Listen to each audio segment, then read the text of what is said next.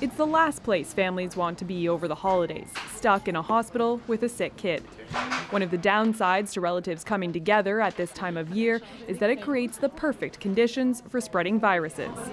This doctor says what she finds striking this year is the number of kids who've caught the flu. What we see is that there is more cases of influenza admitted in pediatrics than what we usually expect. So if we compare it to the average of the past 5 years, we are above that average. She says that's because children are more susceptible to the strain of influenza that's circulating right now.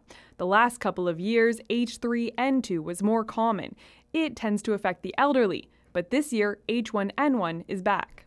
It seems that in terms of the immaturity of their respiratory tract, that particular strain of influenza seems to be able to multiply more in a child than in an adult.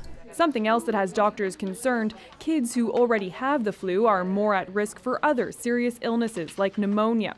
That mix of seasonal bugs is keeping hospitals busy. Hi, what's your name? At Sick Kids in Toronto, patient volume is about 15% higher than this time last year.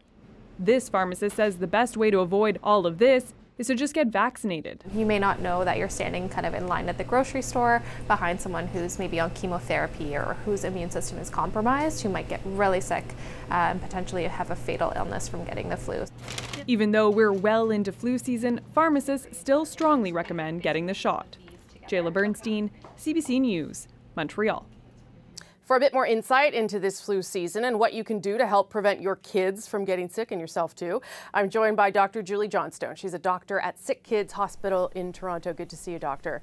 So what can you do beyond the flu shot to try and stay healthy at this time of year?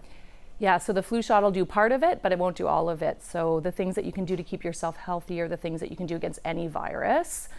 We would recommend lots of hand washing. So anytime you're around somebody who has the flu or another virus, make sure that you're washing your hands. If you're out in public, the viruses can live in the areas around where we touch, so wash your hands. If you're coughing or sneezing, to please cough into a tissue and then put that tissue in the garbage. Wash your hands after you're blowing your kids' noses. Those types of things will help protect you from getting the flu on top of the flu shot. Okay, and when should you worry that the flu becomes something more serious and potentially even deadly?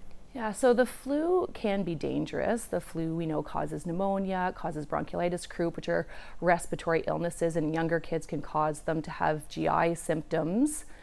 So anytime that you see somebody who's getting more sick or unwell from the flu, then you can go and see your physician to have them see your child or yourself to see whether there's any more treatment that needs to be given.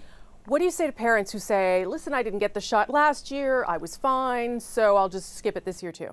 To those parents, usually we would say, just because you didn't get it before doesn't mean you can't get it now. The flu is ever present around us. So the flu vaccine helps protect us from getting the flu, whether we've had it before or not. And every year we need to get the flu vaccine again because the strains change slightly.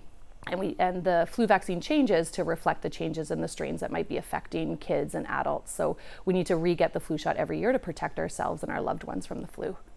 Okay, Dr. Johnstone, thanks very much for your time. I appreciate it. Thank you. I appreciate it.